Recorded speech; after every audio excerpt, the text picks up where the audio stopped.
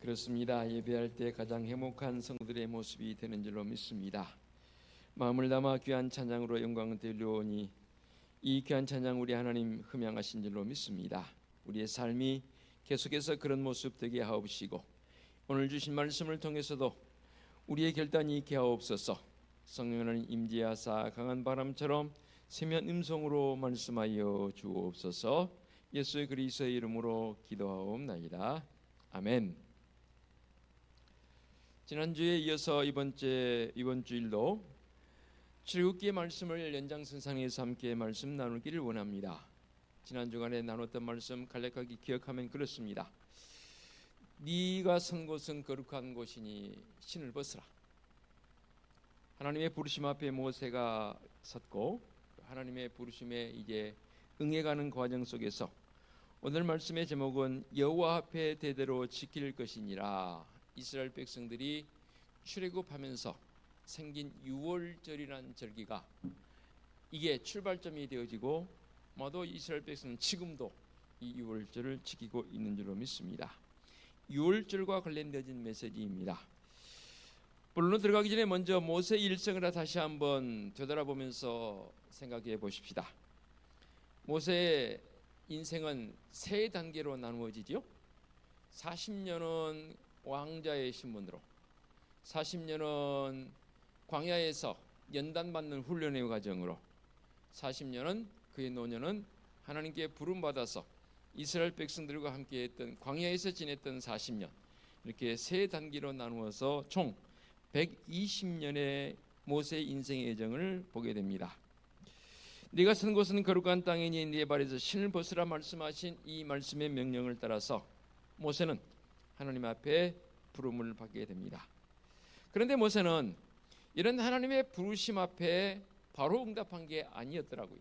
익히 여러분 알고 계시겠지만 출애굽기 3장에서 4장의 말씀을 통해서 보면 모세의 소명, 하나님께서 그 부르심 앞에 모세는 무려 5번이나 나는 못하겠다고 거절하는 장면들이 등장합니다. 이 내용을 한번 간략하게 먼저 서론적 개념에서 살펴볼 필요성이 있습니다. 출애굽기 3장 지난 시간에 나눴던 이 본문 가운데 등장하는 내용인데요. 첫 번째가 뭐냐면 하나님께서 모세를 부르십니다. 그리고 내가 너를 리더로 지도자로 삼아서 이스라엘 백성들을 구원하시겠다고 말씀하시지 않습니까? 그러면서 이 호렙산으로 부르신 하나님, 그리고 모세야 모세야 말씀하시면서 부르신 그 하나님. 그런데 모세는 이렇게 되면 내가 누구이기에 바로에게 갑니까? 단호하게 거절합니다. 그때 하나님 말씀하시죠. 내가 반드시 너와 함께 할 것이라. 네가 어디를 가든지 내가 너와 동행하리라 약속하신 하나님의 말씀 앞에 모세가 조금 수그러들지요. 두 번째 거절은 뭐냐면 내가 이스라엘 백성에 가서 이도 3장에 나오죠. 하나님의 뜻을 전하면 그들이 내게 그 사람이 나를 보내신 이가 누굽니까? 라고 물으면 제가 백성들에게 뭐라고 대답해야 합니까? 라는 참 구차한 변명을 여기서 일삼지요. 그때 하나님 유명한 말씀입니다. 내가 누구냐? 나는 스스로 있는 자 아니라. 영문 표현으로 I am who 또는 I am that I am. 나는 나다 라는 여호와 하나님의 존재적 요소를 모세에게 알려주는 그런 사건이 바로 두 번째, 내가 백성이 가서 하나님의 명을 따라서 왔는데 그 보낸 자가 누굽니까? 라고 물을 때 저는 뭐라고 대답합니까? 할 때 하나님께서 그렇게 응답을 주셨고요. 세 번째로 제가 가서 하나님의 말씀을 전하여도 그들은 하나님께서 내게 나타나지 아니하였다고 말해버린다면 저는 어떻게 해야 합니까? 그럴 때에 하나님께서 모세에게 표적을 보여주시죠. 지팡이가 뱀으로 변하는, 또 지팡이에 뱀의 꼬리를 잡으니까 다시 지팡이로 변하는, 그리고 그 품속에 손을 넣었을 때에 요즘으로 말하면 한센시병 같은 그런 질병이 생겼다가 다시 또 넣으니까 없어지게 되는 그런 확증을 보여주는 사건이 있었고요. 네 번째로는 하나님, 저는 본래 말을 잘 못하는 사람입니다. 그러니 제가 말주변이 있어야, 리더라면 그래도 유창하게 말하는 말주변이 있어야 되는데 제가 말을 잘 못하시는 거 아시잖아요. 그러니 저 못 갑니다 라고 변명을 합니다. 그때 하나님께서 내가 사람의 입을 지었다, 내가 너의 입과 함께 하겠다라는 그런 말씀을 하나님 말씀해 주시오. 그런데도 모세는 또다시 주님, 보낼 만한 자를 보내소서. 저 도대체 못 가겠습니다. 도무지 못 가겠습니다. 이렇게 5번 거절합니다. 그때 하나님께서 마지막으로 모세에게 말씀하시죠. 네 형 아론이 있지 않느냐. 네 형 아론이 말 참 잘하거든. 네 형 아론을 내가 대변자로 삼겠다. 그 표현 아닙니까? 우리 대표적인 기관 내지는 각 부처마다 대변인이 있죠. 특별히 청와대 대변인이 나타나서 대통령의 말을 대신 전해주는 그런 대변인의 역할을 감당하는데, 모세의 형 아론이 내내 이 바로왕 앞에 서서 아론이 대변하는 그런 장면들이 참 멋있게 나오는 장면을 보게 됩니다. 하나님께서 모세를 부르셔서 그를 지도자로 삼으실 때 약속했던 그 약속된 내용들이 그대로 시행되는 모습을 보게 됩니다. 우리는 한편 모세의 이러한 이 회피와 변명은 어느 정도 이해할 수 있는 부분이기도 해요. 왜냐하면 40년 전에 그때 인간적인 의협심으로 나섰다가 철저한 실패를 맛보았던 모세이지 않습니까? 그래서 광야로 쫓겨왔지 않습니까? 그러나 하나님께서 부르시면 해야 합니다. 어떤 핑계, 어떤 변명도 하나님 옆에서는 통하지 않습니다. 오늘 사는 우리에게 꼭 목회자들만 부르심, 콜링 앞에 진솔하게 나가는 건 아니더라고요. 어때요? 여러분들은 하나님의 부르심 앞에 어떤 모습으로 서 있고 앞으로 어떻게 서갈 것인가? 수시로 하나님께서 나를 부르시거든요. 어느 분이 그런 표현을 쓰더라고요. 부르심이 있다면 그 부르심을 감당할 수 있는 능력이 있기 때문에 하나님께서 부르신다는 거예요. 아닌가요? 그런데도 사람들은 자꾸만 부인합니다. 왜냐하면 내 생각에 그건 아닐 거라고 생각하거든요. 또 내 생각에 그것은 과하다라고 스스로가 판단해 버리는 거예요. 하나님께는 충분히 아시지 않습니까? 야 박종반, 너 이렇게 해서 내가 너를 보낸다 할 때는 그 보낸 바 되어진 자격이 충분히 있기 때문에 하나님께서 부르신 거거든요. 설령 모자란다 해도 하나님께서 함께 하시니 그 능력을, 그 자리를, 그 지위를 능히 감당할 수 있는 사람이 된단 말이에요. 그러니까 신앙생활 하면서 여러분에게 하나님께서 주신 그 직분들 내지는 사명이 주어질 때 거절하지 마세요.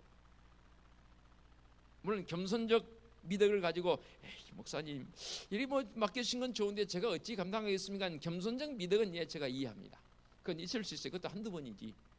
보세요. 좀 전에 말씀드린 모세는 무려 몇 번이라고요? 5번을 거절합니다. 그러니 나도 5번 거절하겠다고요? 아닙니다. 그것은 내게 은혜도 아니고 해야 할 일들이 아닌 것이지요. 그렇습니다. 하나님께서 하라 하시면 해야 하고, 하나님께서 보내시면 가야 하고, 하나님께서 맡기시면 감당해야 합니다. 그리고 하나님께서 사명을 맡겨주신 다음에 절대로 하나님 방관하시지 않습니다. 오히려 사명이 주어지게 되면 더 하나님의 강력한 역사가 있는 줄로 믿습니다. 그러니까 어떤 일일지라도 감당하세요. 꼭 교회에서 일만 사명 아니더라고요. 여러분의 사업장에서, 직장에서 저는 그래요. 내가 사는 삶의 자리 속에서 나를 그곳에 보내셨다면 그곳이 바로 하나님께 보내신 사명적 현장이라고 저는 믿습니다. 그러니까 사업하시면 더 열심히 하세요. 직장에 다니시면 더 열심히 직장생활 하세요. 공부하는 학생들은 더 열심히 하세요. 나 혼자 산다 생각하지 마시고 하나님 맡겨주심을 따라서 함께 하시기 바랍니다. 왜냐하면 하나님 나와 함께 하시기 때문입니다. 마침내 모세는 하나님의 말씀에 순종해서 결단했습니다. 그래서 이스라엘 백성들을 해방시키고자 하나님의 뜻을 따라서 애굽 왕 바로를 찾아갔습니다. 바로 왕을 찾아간 모세는 담대히 이렇게 전합니다. 그 첫 대면이 출애굽기 5장 1절에 등장합니다. 오늘 본문은 12장을 삼았지만 전반에 있는 지난 주간에 3장을 삼았기 때문에 4, 5, 6, 7, 8, 9, 10, 11까지의 이 간격, 그 간격 속에 일어나는 사건들을 좀 간략간략히 보겠습니다. 5장 1절에 이렇게 말씀하십니다. 그 후에 모세와 아론이 바로에게 가서 이르되 이스라엘의 하나님 여호와께서 이렇게 말씀하시기를 내 백성을 보내라. 그러면 그들이 광야에서 내 앞에 절기를 지킬 것이니라 하셨나이다 라고, 그렇게 아론이 이제 하나님의 말씀을 받아서 애굽 왕 바로에게 대변의 역할로 전달합니다. 아론이 비록 전달하지만 사실은 모세적 지도적 권위가 그 속에 있는 것이죠. 왜냐하면 지도자 모세가 바로 옆에 있고 아론은 대변인이니까. 이 표현의 말씀 여러분 잘 기억하시기 바랍니다. 내 백성을 보내라.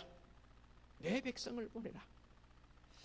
제가 이 말씀을 준비하면서 이 말씀이 평소에 그냥 지나쳤던 말씀인데 어쩌면 그렇게 은혜롭게 다가왔는지 몰라요. 무슨 표현이냐면 내 백성, 이것은 하나님께서 그 옛날 아브라함에게 약속해 주셨던 그 약속의 말씀이 바로 비로소 시행되어지는 그런 표현이지 않습니까? 하나님께서 그 약속하신 듯이 잊지 아니하시고 지금 기억하고 계시면서 내 백성이라는 표현을 씁니다. 우리나라는 내라는 표현보다는 우리라는 표현을 많이 써서 외국 사람들이 들어와서 의아하다는 거예요. 아니, 내 어머니면 내 어머니지 우리 어머니라고 하는 게 웃긴다는 거예요. 우리라는 말을 알고 보면은 공동체적 역할이지 않습니까? 그런데 내 형이라고 표현하는 우리 형, 그렇죠? 물론 우리 교회는 맞아요.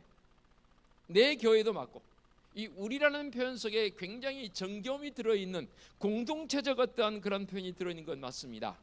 그런데 오늘 분명하게 말씀하십니다. 하나님, 백성들을 향해서 내 백성이라. 우리 그런 말 좋아하시잖아요. 너 내 거야. 그렇죠? 뭐 연인들끼리도 그러하지만 부모들이 자녀를 향해서 아들, 딸, 너 내 거야 라고 표현하면 아들, 딸들이 뭐라고 표현할까요? 왜 내가 엄마 거야, 아빠 거야? 그러나요? 마음속에 흐뭇함이 있단 말이에요. 맞아, 나는 우리 아빠, 엄마 거야 라는 소속감이 분명해지는 그런 표현 방식이 바로 내 백성이라는 표현으로 이해를 해봅니다. 그렇습니다. 내 백성이라 말씀하신 하나님, 그 하나님께서 이제 모세와 아론을 보내어서 바로 앞에 세우시고, 그리고 아론의 입술을 통해서 선포합니다.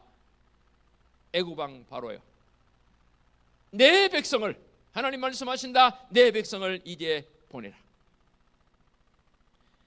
압제받는 것, 자기 백성의 고통 중에 울부짖고 있는 것 다 들으신 하나님, 그들을 향해서 내 백성이라고 말씀하십니다. 지금 우리가 하나님의 백성인 줄로 믿습니다. 내 백성을 보내라 말씀하신 하나님께서는 지금도 우리의 고통을 들어주시고 이 험난한 세대 속에서 우리를 구원의 길로 이끌어 가신 줄로 믿습니다. 그런데 애굽 왕 바로는 모세가 전하는 말씀을 귀등에도 듣지 않습니다. 제가 일부러 이렇게 표현을 해봅니다. 그리고 그의 마음이 더 완악해졌다라고 말씀에 기록이 되어 있습니다. 그래서 그는 아주 거친 말로 이렇게 말합니다. 출애굽기 5장 2절, 바로가 이르되 여호와가 누구이기에 내가 그 목소리를 듣고 이스라엘을 보내겠느냐? 나는 여호와를 알지 못하니 이스라엘을 보내지 아니하리라. 제일로 속상한 말은 뭐냐면 이 애굽 왕 바로가 야, 여호와가 누구냐? 나 그런 신 알지도 못하고 그런 이름 들어보지도 못했다는 거예요. 아, 그럴 수도 있지요. 사실 인간적으로 생각해 봐도 수십만, 아니 수백만 명 노예가 떠나겠다는데 그 노예들을 순수하게 놔줄 왕이 어디 있겠습니까? 내가, 여러분이 애굽 왕 바로의 입장이라면 순수하게 놔주겠습니까? 뭐 이렇게 한번 생각해 보십시다. 놔준 건 아니지만 우리나라에 외국인 근로자들이 지금 수백만이 들어와 있습니다. 그럼 그 수백만 명이 한꺼번에 나가버렸다. 우리 경제가 어떨 것 같아요?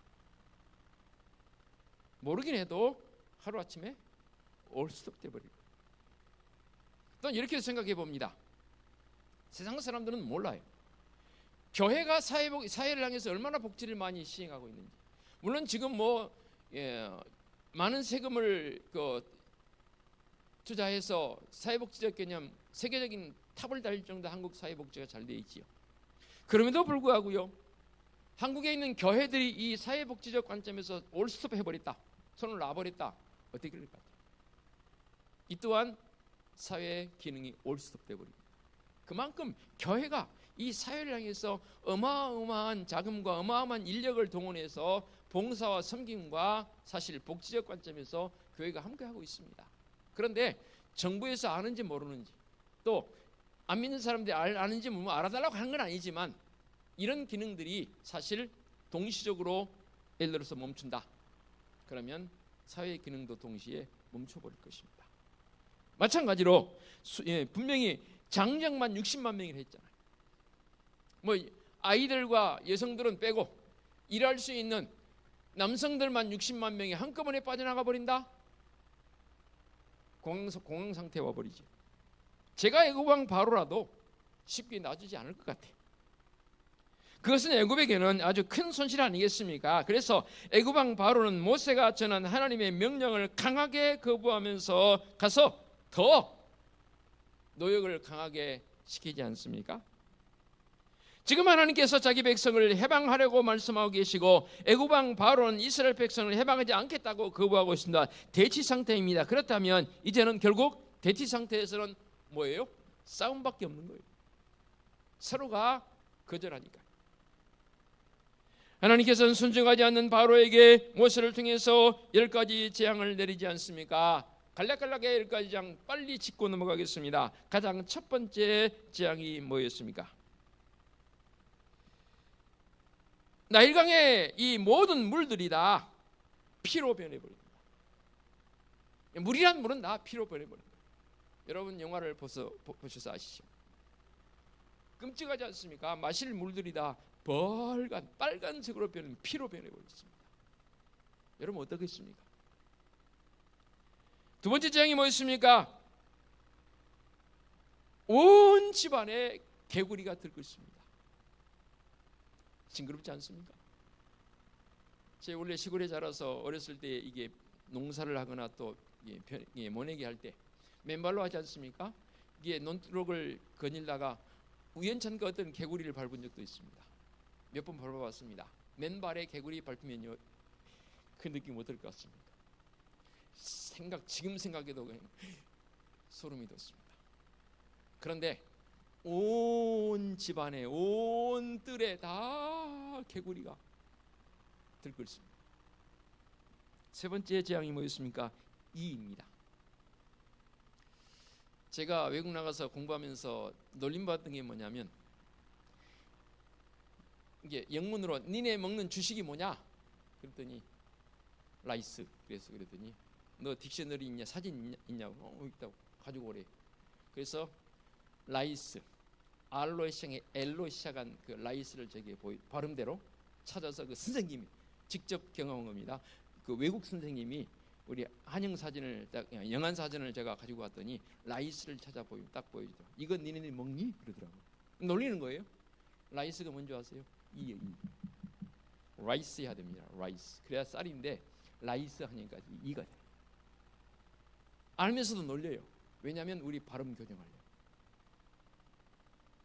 I like rice 그러면 나는 이를 좋아하는 I like rice 해야 R을 굴려야 제대로 된 발음이 되더라고요. 한번 찾아보시기 바랍니다. 네 번째 재앙이 팔입니다. 아니 지금 우리도 한두 마리 팔이 들으면 이거 싫어요. 빨리 잡아야 돼요. 그런데 온 개구리 못지않게 파리가 들고 있습니다. 다섯 번째가 돌림병이 돕니다. 가축들이 죽어갑니다. 여섯 번째가 악성 종기가 떴습니다. 얼마나 힘들겠습니까? 일곱 번째가 우박이 떨어집니다. 조그마한 우박 떨어져도 모든 채소 내지는 식물들이 다 상하지 않습니까? 여덟 번째가 메뚜기 재앙입니다. 우리나라에도 요즘 이 메뚜기적 현상이 덜어 일어나고 있습니다. 특히 서구 사회 같은 경우는 메뚜기 떼가 한번 훑고 나가면 뭐만 남습니까? 뼈만 남아요. 심지어 동물들도 메뚜기 떼가 지나가면 뼈만 남습니다. 식물, 먹거리 아무것도 남지 않습니다. 아홉 번째가 흑암 재앙입니다. 온통 세상이 다 어두워져 버립니다. 에이 목사님 불 켜면 되죠? 아니요. 그 당시는 지금처럼 전기가 있습니까? 뭐가 있습니까? 컴컴합니다. 아무것도 할 수가 없습니다. 이렇게 심각한 재앙을 내리는데도 애굽 왕 바로는 그 마음이 점점 더 완악해졌습니다. 재앙이 임할 때 자기의 뜻을 돌이키는 듯 하다가도 그 재앙이 물러가면 다시 완악해져서 이스라엘 백성들을 붙잡아두고 절대로 보내지 않겠다고 합니다. 우리는 믿음의 삶을 살아가면서 절대로 완악해지면 안 됩니다. 마음이 완악해지면 거만해지게 되고 교만하게 되면 결국 패망의 길밖에 없습니다. 어때요? 여러분들의 마음은 좀 부드럽습니까? 누구든 마음에 완악함이 있어요. 죄성이 있는 한은 다 완악함이 있을 수밖에 없어요. 저게도요 엄청 완악함이 있더라니까 매번 고백했잖아요. 저도 사람 몇 번 죽일 뻔했다니까요. 와 이게 좀 상징 표현 중에 뚜껑이 열리니까요 배는 게 없어요. 총으로 몇 번, 2번 정도 쏴버리려 했다니까요. 뭐 그런 편에서는 순한 사람이 더 오히려 어떨 때는 열받으면 더 심해질 수 있어요. 누구나 다 이 완악함이 있을 수 있어요. 그러나 그 완악함을 우리는 성령의 은혜로, 말씀의 은혜로 제어하고 다스릴 수 있는 능력이 있어야 돼요. 바로는 그 마음이 완악해도 보통 완악한 게 아니었습니다. 그러나 이제 때가 왔습니다. 하나님께서 마지막 재앙을 준비하신데 그 마지막 재앙 10번째가 무슨 재앙입니까? 다 처음 난 것들, 사람을 비롯해서 모든 가축까지도 처음 난 것들의 죽음을 여기서 예고합니다. 죽음을 예고하는데 이 죽음적 상황 속에서는 사실 9번째 재앙까지는 이 애굽 사람들에게만 해당된 재앙으로 이해해 볼 수 있어요. 그런데 이 10번째 재앙은 애굽 사람들만 해당된 게 아니고 이스라엘 백성들에게 해당이 돼요. 그래서 그 10번째 재앙을 당하지 않도록 하기 위한 그 방비책을 제시를 합니다. 이게 뭐였습니까? 어린 양을 잡아서 그 피를 집 문설주 인방, 그러니까 우리식으로 말하면 예배당 아래층 입구 들어온 곳에 피를 바르는 어린 양을 잡아서. 그러면 이 죽음의 재앙이 왔다가 그 피가 발린 그 집은 죽음의 재앙이 패스 오버, 넘어가는 거예요. 그래서 6월절을 영어로 패스 오버라고 표현합니다. 그런데요, 주석 기록을 보니까 애굽 사람들 가운데에서도 이 패스 오버를 한 사람들이 있었다는 거예요. 놀랍지 않습니까? 이스라엘 백성들 가운데서도 안 한 사람이 있었을 수도 있다는 거예요. 그러나 이제 그런 기록은 주석가들의 해석이고, 이스라엘 백성들은 대부분은 다 이 패스오버, 그러니까 피를 바름을 통해서 죽음의 재앙이 넘어가게 되는 그러한 일들이 있게 되어집니다. 그런데 이렇게 애굽에 내릴 죽음의 재앙을 준비하시는 중에도 하나님께서는 이스라엘 백성들을 깊이 생각하셨습니다. 그리고 모세를 통해서 말씀하십니다. 11장 7절. 그러나 이스라엘 자손에게는 사람에게나 짐승에게나 개 한 마리도 그 혀를 움직이지 아니하리니 여호와께서 애굽 사람과 이스라엘 사이를 구별하는 줄을 너희가 알라 하셨나니. 참 독특한 표현이 나옵니다. 개 한 마리도 그 혀를 움직이지 아니하시겠다 하십니다. 누구에게? 이스라엘 백성들에게. 그러니까 하나님께서는 이스라엘 백성들은 다 그렇게 할 줄로 믿은 거예요. 여기서 개 한 마리도라는 그 표현이 참 독특하지 않습니까? 개도 그 혀를 움직이지 않을 정도로 지극히 평안한 모습을 주겠다. 누구에게? 바로 이 6월절 언약을 지키는 자들. 하나님께서 이렇게 말씀하시고 이제 죽음의 재앙을 피할 수 있는 한 가지 방법, 조금 전에 제가 말씀드렸습니다. 그래서 구체적으로 말씀은 이런 거지요. 그것을 6월절 방법이라고 표현합니다. 오늘 말씀에서도 43절에서는 이렇게 표현해요. 6월절 규례라라고 표현을 썼습니다. 여호와께서 모세와 아론에게 이르시되 6월절 규례는 이러하니라라고 하면서 구체적으로 설명을 합니다. 6월절 규례는 하나님께서는 이달, 그러니까 1월 10일에 가정마다 어린 양을 준비하게 합니다. 이 어린 양은 흠없고 1년 된 수컷으로 준비해야 합니다. 그런 다음 이 어린 양을 나흘 동안 잘 간직했다가 1월 14일에 해질 때에 일제히 이스라엘 회중들이 그 양을 잡고 그 양의 피를 집 좌우 문설주와 인방에 바르게 합니다. 그리고 그 밤에는 그 고기를 불에 구워서 누룩을 넣지 않은 무교병과 쓴 나물과 함께 먹되 그것들을 아침까지 남겨두지 말지니라.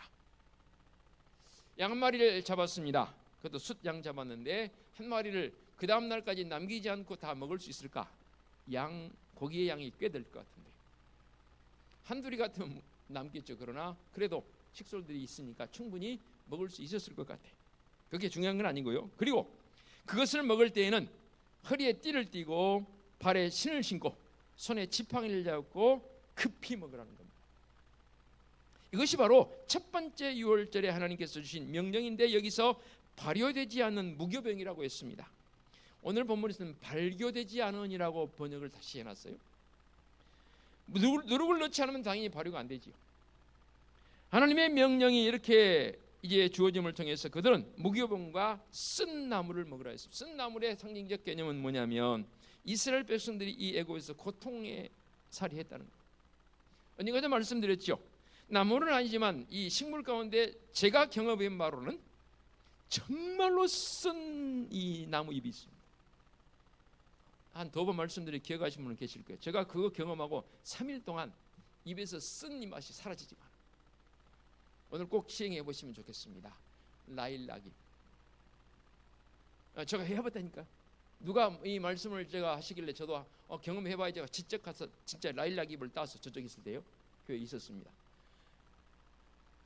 9월, 8월, 9월쯤 된 것 같아요. 가장 이제 푸르렀을 때 그 잎을 따서 씹었는데 그게 쓴맛이 양치를 해도요, 뭘 해도 가글을 해도요 3일 동안 이 쓴맛이 안 없어지더라고요. 한번 해보세요. 라일락이. 예담으로 드린 소리고요. 그러나 분명히 씁니다. 그 쓴 나무를 씹음을 통해서 쓴 맛을 경험함을 통해서 애굽의 종살이에서 고통했던 그것을 잊지 말라는 겁니다. 하나님께서 그 고통을 들어주신 겁니다. 이제 하나님의 때가 다가왔습니다. 이스라엘 백성들은 하나님께서 말씀해 주신 대로 모든 것을 다 준비 마치고 이제 기다립니다. 하나님의 역사하심이 임합니다. 그날 밤에 놀랍게도 죽음의 사자가 애굽 전역을 돌아다니며 애굽 땅에 처음 난 것들을 다 죽여버립니다. 가축까지. 여러분 어떻습니까? 3자녀, 4자녀, 2자녀만 있을지라도 그래도 부모의 심정에 더 애착이 가는 거란 자녀는 누굽니까? 맞이 아닙니까? 맞이가 아닌 분들은 섭섭하게 생각하지 마세요. 저도 차남이에요. 결코 섭섭하지 않아요. 지금 성인이 되어서 씀에도 불구하고 사실 저보다는 맞이에 대한 부모님의 애착이 지금도 있으세요. 지금 저도 그렇고요. 둘째도 귀하지만 맞이에 대한 애착이 더 있습니다. 그런데 생각해 보세요. 그 맞이들이 그날 밤에 다 죽어버렸습니다. 우리 집만 있는 게 아니고 옆집도 그 옆집도 온 나라가 애통합니다. 이 동물들, 가축들 처음 난 것들은 그렇다 쳐요. 근데 내 이 사랑하는 금쪽 같은 내 맞이가 죽음을 맞이합니다. 심지어 바로 왕의 아들도 죽음을 맞이하게 됩니다. 얼마나 슬펐을까요? 여기서 우리는 아주 중요한 사실 한 가지를 발견하고 말씀 마무리합니다. 이스라엘 백성들이 구원받은 것은 유월절 어린 양의 피 때문입니다. 어린 양을 잡아서 그 피를 인방 문설주에 발랐더니 패스오버, 죽음의 재앙이 그 집에는 지나갔습니다. 이 피는 무엇을 상징합니까? 오늘날 우리에게 주신 예수 그리스도의 십자가의 보혈의 공로를 의미하지 않습니까? 우리 역시도 영적으로 죽어마땅한 우리의 불쌍한 인생들을 향해서 주님 예수 그리스도께서 십자가의 피 흘리심으로 오늘 구원의 감격을 가지고 이렇게 예배하고 있고, 잃어버렸던 신락원 에덴이 우리의 삶 속에 예수 그리스도를 통해서 다시 기쁨이 회복되어지고 삶의 역동성을 가지고 있는 성도적 삶이 되는 줄로 믿습니다. 그러기에 패스오버, 유월절의 어린 양으로 우리에게 십자가의 그 보혈을 피를 흘리신 예수 그리스도, 그분의 은총, 그분을 통한 우리의 구원의 감격, 그리고 삶의 역동성, 어딜 가든지 무엇을 하든지 하나님의 자녀로 내 백성이라 선언하신 그 하나님의 선언하심 앞에 내 백성답게 살아가시면 좋겠습니다. 하나님의 선언하심도 있지만 그 선언하심을 받은 나라면 나는 누구의 백성이라고요? 하나님의 백성. 예수 그리스도를 통한 구원의 감격이 있는 나의 모습입니다. 분명한 자긍심 내게 있어야 하고 그런 감격 속에 살아가는 성도적 삶이 되어지시기를 간곡히 부탁을 드리겠습니다. 기도합니다. 하나님 아버지 감사합니다. 주님의 십자가의 보혈의 공로가 있기에 이렇게 어린 양, 유월절 어린 양처럼 나를 위해 십자가에 피를 흘리신 예수 그리스도의 보혈의 공로 오늘도 기억하고 내 일생 동안 그 십자가의 보혈의 공로 속에 살아갈 수 있는 성도적 삶이 되게 하여 주시옵소서. 예수 그리스도의 이름으로 기도하옵나이다. 아멘.